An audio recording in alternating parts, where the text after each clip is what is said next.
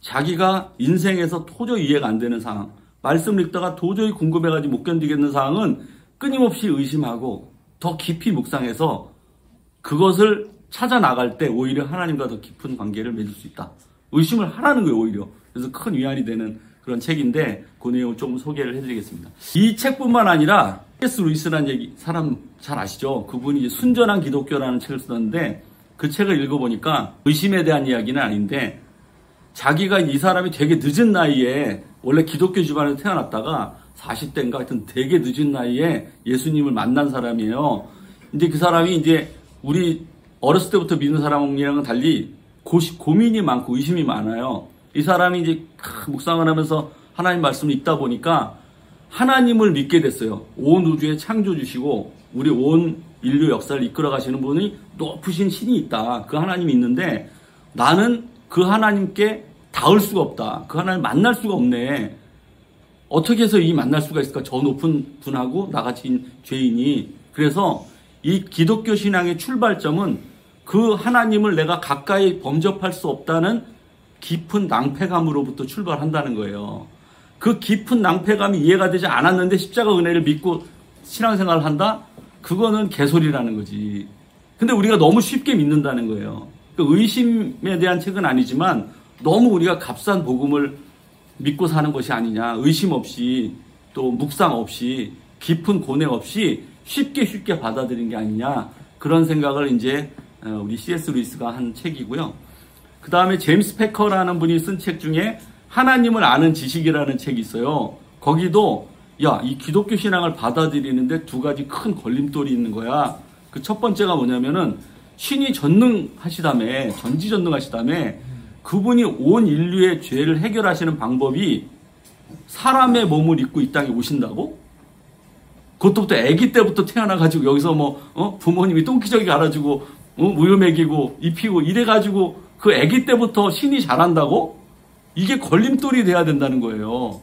그리고 결국은 이 죄를 해결하기 위해서 십자가에 달려 돌아가신다고? 신인데 십자가에 자기가 죽는다고? 이게 큰 걸림돌이 돼야 되는데 우리는 그게 걸림돌이 안 되는 거예요. 왜? 그런 의심을 해본 적이 없거든. 그런 묵상을 해본 적이 없이 너무 쉽게 믿는 거에 대한 경고를 제임스 패커 목사님이 하는 거예요. 그러면서 이런 책 저런 책 의심에 대한 책을 보다가 이제 성경 말씀을 생각해 보니까 예수님이 이 땅에 오셨을 때요. 예수님을 단박에 딱 알아본 사람이 한 사람 있어요. 누구냐면 세례 요한이에요.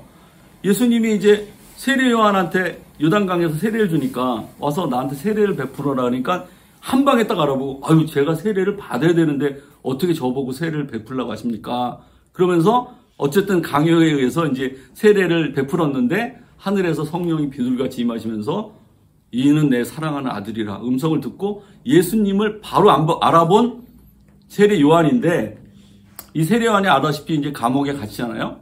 그래서 예수님이 어떻게 활동하시는지 좀 제자들한테 보고하라 그랬더니 자기 생각에는 아마 예수님이 왕궁에 들어가셔서 왕을 야단치고 권세를 딱 잡고 이 땅을 로마로부터 회복시키고 완전히 구원을 하실 줄 알았는데 아니면 산헤드린 공회 같은 데 가서 서기관과 바리새인을 꾸짖으시면서 높은 자리에 가서 이제 탁 이렇게 하실 줄 알았는데 들리는 소문을 들어보니까 어디 예루살렘은 한두 번밖에 안 가시고 맨 지방만 돌면서 병자와 세리와 과부와 창기와 이런 사람들하고 밥 먹고 다니시는데요. 그러니까 의심이 되는 거예요. 세례요한도 그 영성이 뛰어나고 그 영안으로 예수님을 단박에 알아본 세례요한도 의심이 되는 거예요. 그러니까 제자들 시켜가지고 물어보면 오실 리가 당신이 맞습니까? 아니면 우리가 다른 사람을 기다려야 됩니까? 이제 물어보는 거예요. 그 의심이죠, 의심.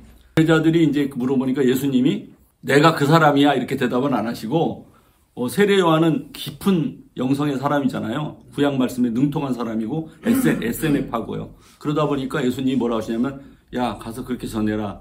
내가 가는 곳마다 안진뱅이가 일어나고 소경이 눈을 뜨고 가난한 자들의 복음이 전하여진다. 그렇게 되더라. 이렇게 전해라. 그랬더니 이 구약에 능통한 세례 요한이 딱 들을 때 이사야 말씀이네. 그분이 맞구나. 이렇게 깊은 영성에 또 회복이 있으면서 아마 감옥에서 이제 죽을 때 아, 그리스도 예수께서 이 땅에 오셨으니까 내가 마음 편히 눈을 감으리라 이렇게 고백을 하면서 그 의심을 풀었던 게 아닌가, 이런 상상을 좀 해봅니다. 이렇듯이 우리는 우리의 신앙생활에서 의심은 굉장히 중요한 역할을 하고 있습니다. 근데 이 의심을 우리가 이 신앙생활하면서 어떻게 활용해야 될 것인가에 대한 3가지 얘기를 해보려고 그러는데요. 재밌을 것 같습니까? 네. 네, 영혼 없는 답변 감사드립니다. 오늘 식사 제공하실 거죠? 의심하지 마십시오. 네.